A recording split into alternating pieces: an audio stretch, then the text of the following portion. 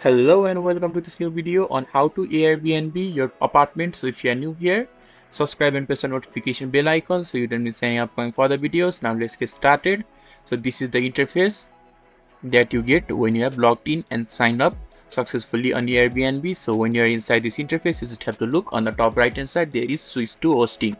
So you just have to click on that and you will be switched to hosting dashboard. And when you are inside here, you just have to look on the top navigation bar, and in the middle there is listings. So you just have to click on the listings, and when you are inside the listings, you just have to look on the right hand side of your listings text, and there is a plus sign. You just have to click on that plus sign and this page will appear right in front of you. You just have to scroll down a little bit and you will be able to see create a new listing. So you just have to click on create a new listing, and now you have to get started. So in order to get started, there is an get started button on the bottom right hand side. Just click on it and next page will appear right in front of you.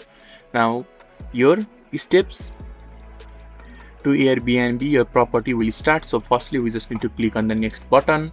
Just click on it. Firstly, you need to choose the place that best describes your place. So currently we are learning on how to Airbnb an apartment, so we just have to click on apartment.